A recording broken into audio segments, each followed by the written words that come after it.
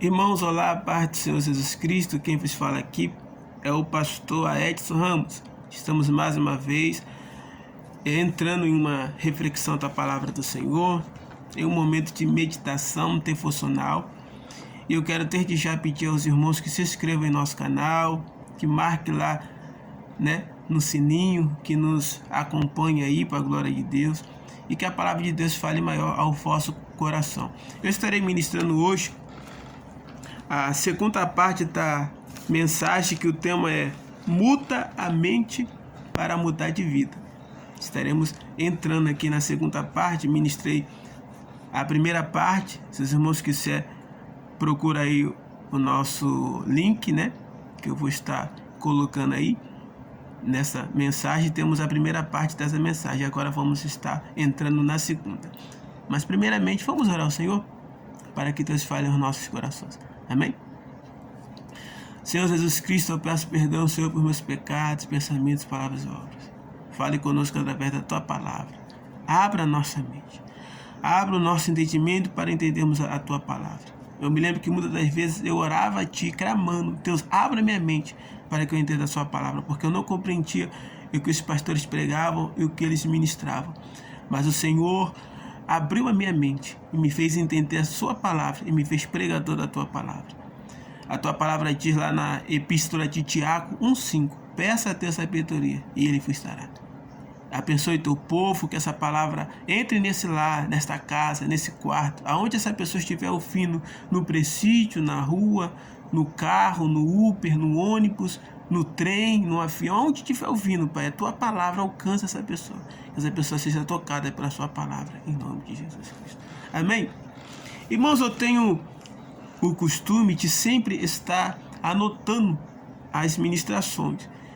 Então, quando nós formos trazer uma palavra de ensino, a gente não prega daquela forma que ministramos nos nossos púlpitos, e nas nossas igrejas, Se você me ver ministrando, você vai ver um Edson totalmente diferente, avivado, gritando, pulando, soltando. Mas eu sempre levo comigo o esposo da mensagem que está aqui e sempre faço questão de estar lendo tópico por tópico, porque eu não tenho pressa de pregar, seja no púlpito, seja no nosso canal, pastor Edson Ramos. Eu tenho cautela para ensinar. Eu sou um pastor cauteloso. Eu amo a área do ensino e eu vejo que a necessidade de uma pessoa, seja onde for, a necessidade é a mesma, de aprender a palavra de Deus. E o pecado é o mesmo em qualquer âmbito mundial, é o mesmo. E Jesus Cristo veio para salvar, curar e libertar. Então, com cautela, estarei entrando na segunda parte da nossa mensagem, mude a mente para mudar de vida. Na primeira parte, eu falei da situação greco-romana, o porquê que Paulo está falando ali. Também falei que Paulo tinha uma influência do filósofo Platão ao mencionar, Gálatas capítulo 5, o versículo 16 ao 24, que é a nossa segunda parte. Também quero falar um pouco aqui que Paulo, ao ministrar Gálatas capítulo 16 ao versículo 24, Paulo está fazendo um diagnóstico de uma sociedade romana, greco-romana. Foi o que eu falei na primeira parte. Aonde o sensorial era o que dominava as pessoas. Ou seja, elas eram totalmente entregues a esses sentimentos e comportamentos que Paulo aqui vai estar falando e nós vamos estar ministrando. Porque não eram entregues a Deus. Elas eram entregues aos seus sentimentos e aos seus comportamentos mundanos. Então nós vamos ver o cuidado que o apóstolo Paulo fala. Ministrei o versículo 16 na primeira parte, Digo, porém, andai em espírito e não cumprireis a concupiscência da carne. Expliquei na nossa primeira parte que nós vivemos em duas mentes, A mente carnal e a mente espiritual. E que mentes são essas que eu explico na primeira parte? Aqui no versículo 17, e eu começo a minha ministração, porque a carne cobiça contra o espírito contra a carne, e esses se opõem um para com o outro. Então nós vemos aqui que o espírito que Paulo fala é o espírito humano, né? A consciência humana, a consciência do homem, né? Lutando contra a sua carne. E a carne aqui, na visão de Paulo, era aquele espírito carnal, né, que nós tínhamos antes de Cristo, aquela mente carnal que nós tínhamos antes de Cristo.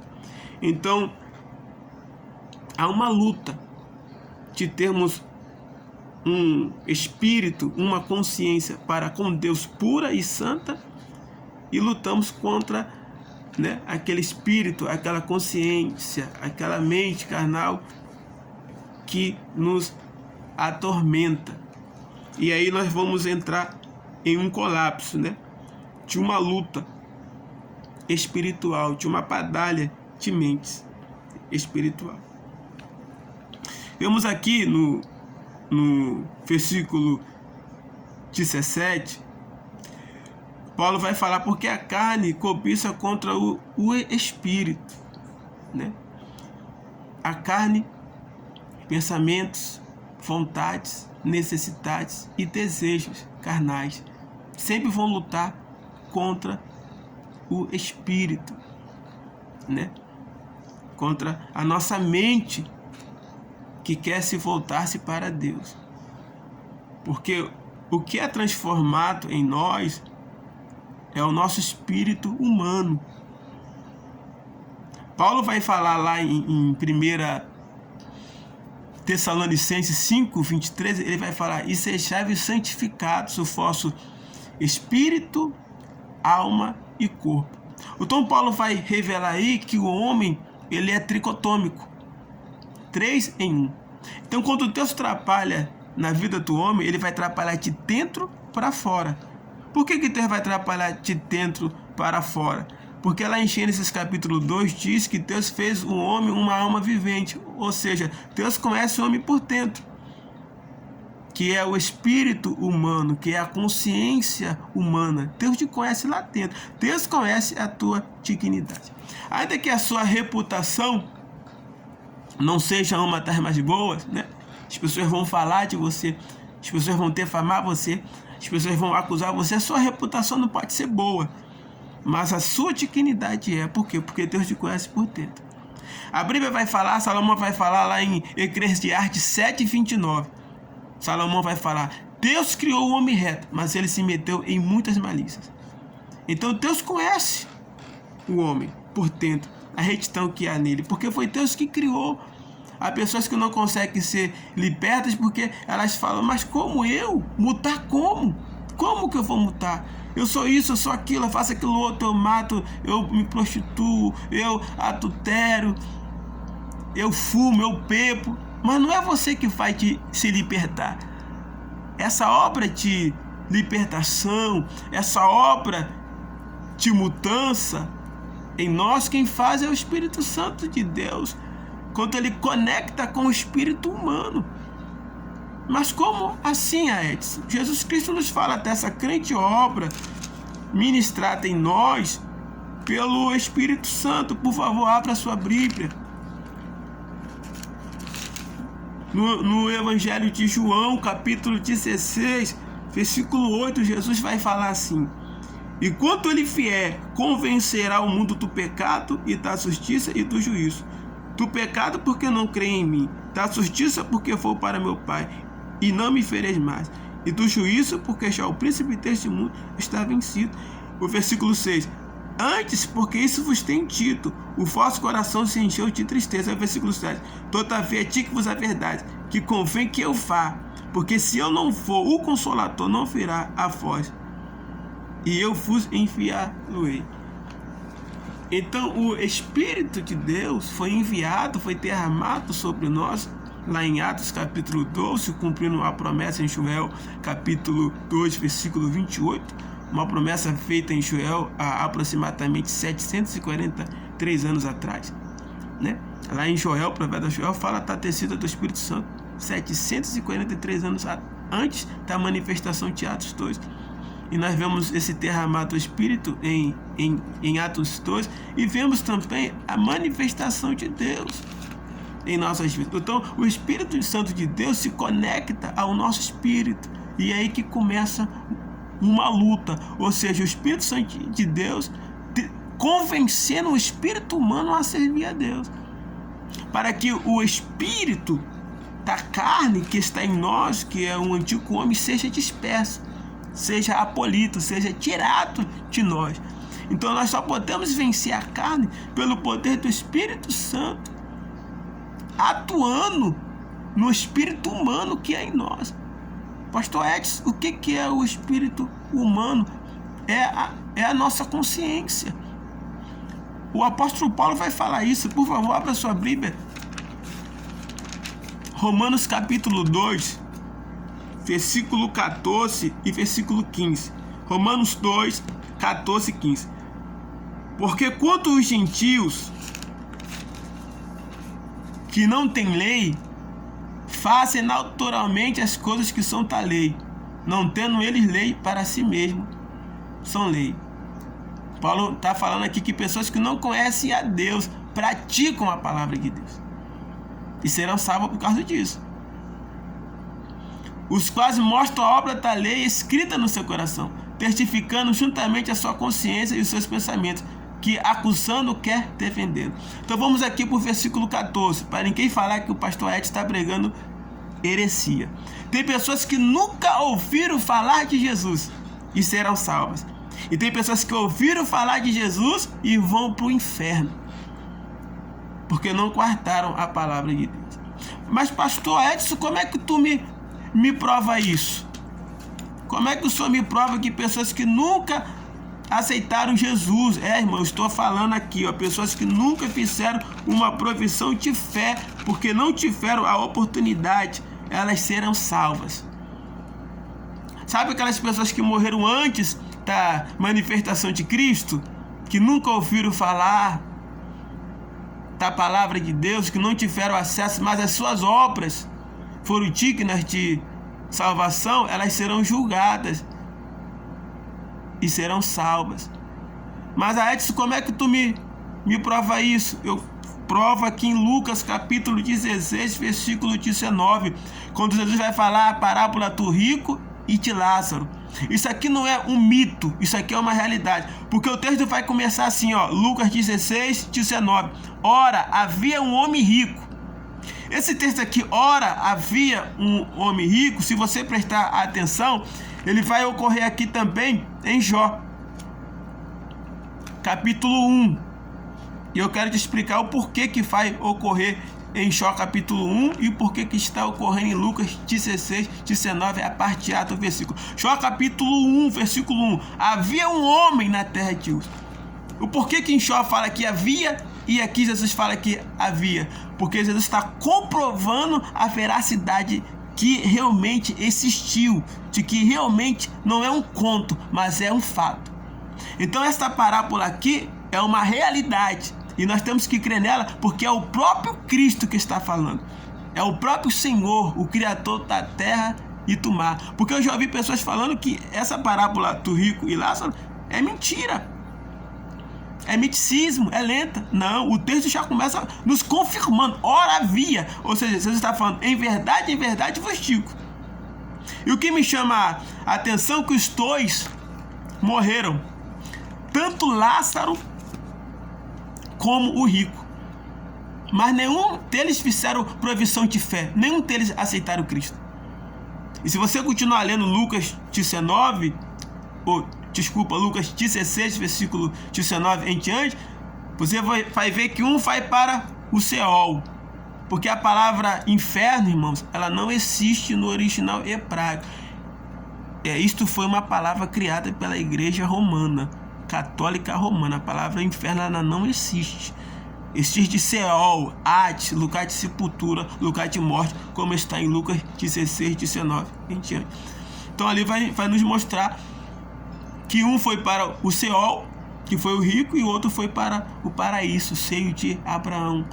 E ali Lázaro é justificado por Abraão, né? E ali mostra-nos a salvação. Então aqui em Romanos 12, 14 vai nos falar que é possível muitas pessoas, sem nunca terem ouvido de Deus ou sobre a lei de Deus, mas que creram, que acreditaram e serão salvos. E no versículo 15 comprova isso.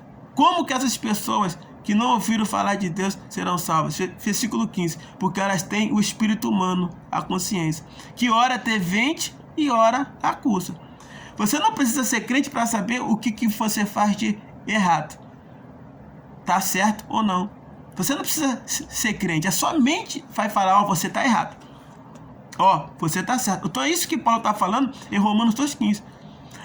Muitas pessoas serão justificadas, salvas pela sua consciência.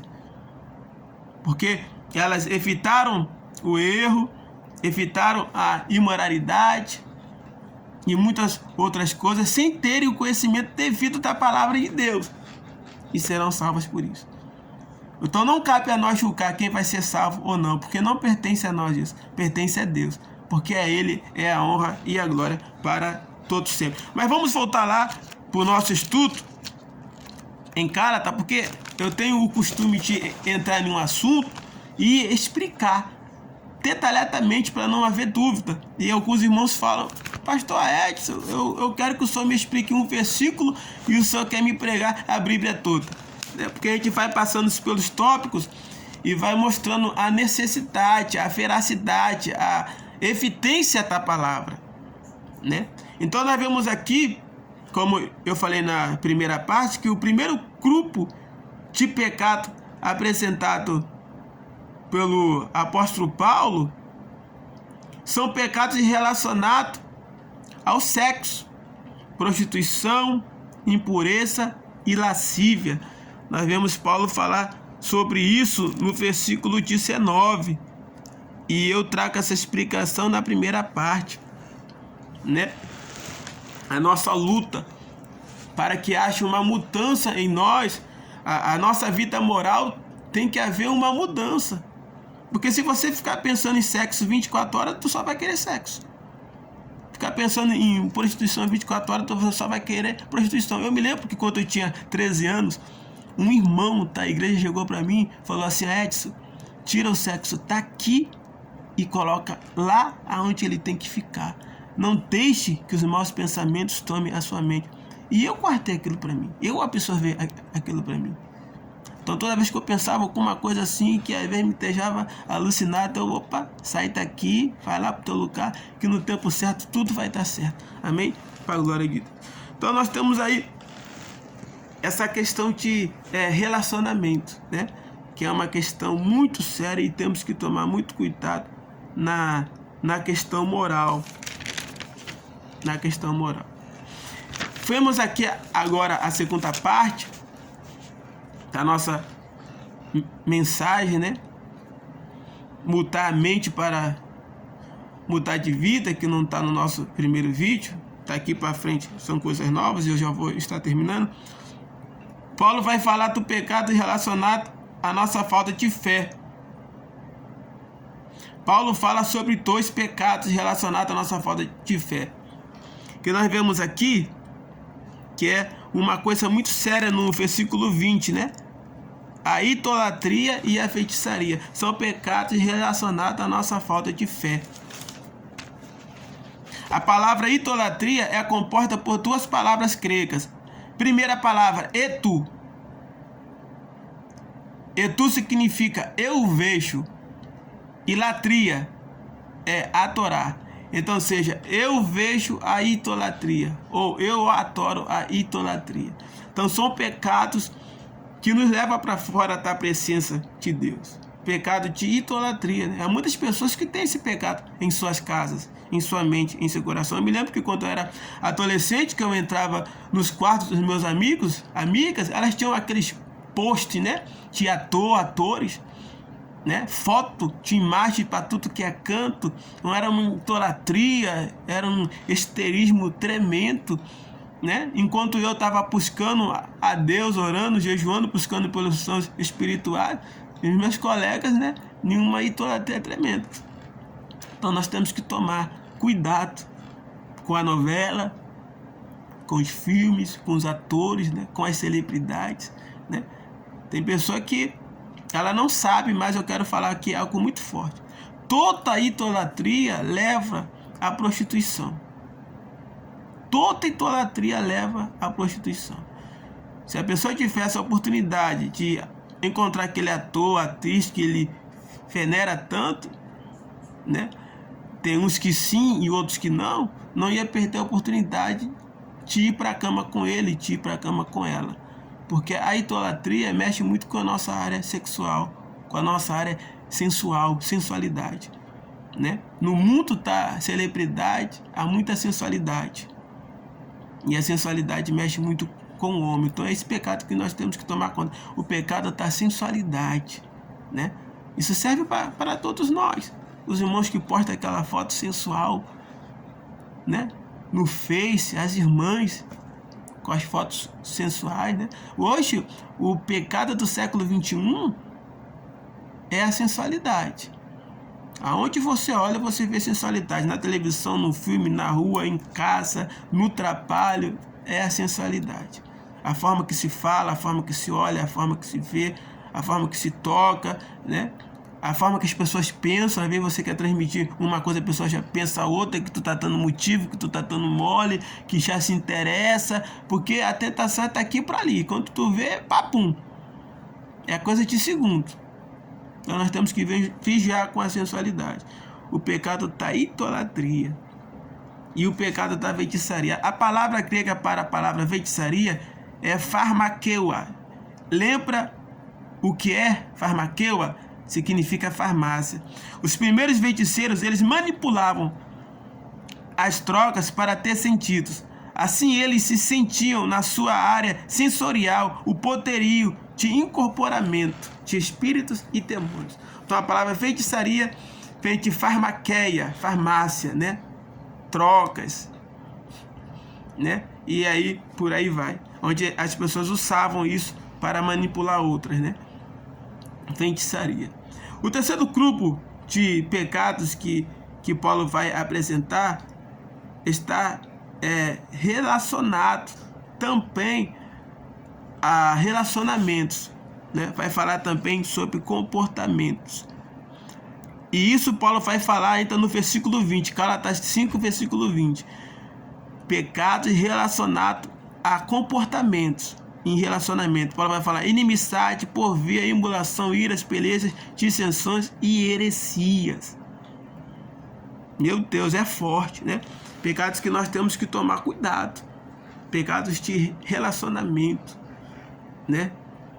E Paulo vai nos falar aqui de um quarto tipo de pecado. Muito forte. Muito forte.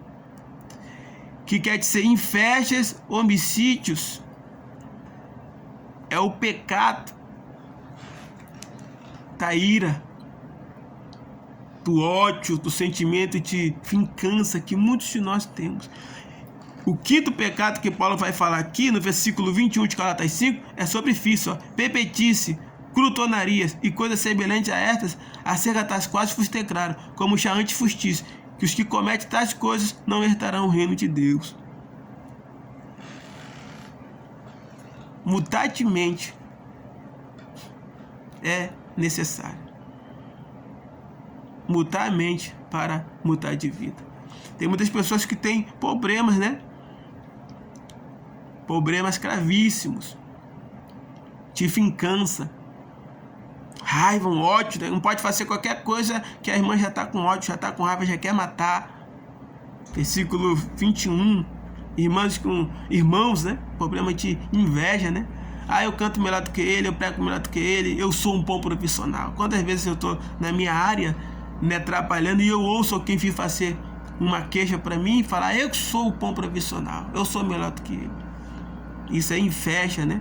Pecados de homicídio, bebedice, glutonaria, né? Pessoas que não conseguem ter equilíbrio, bebem demais, são viciadas no álcool.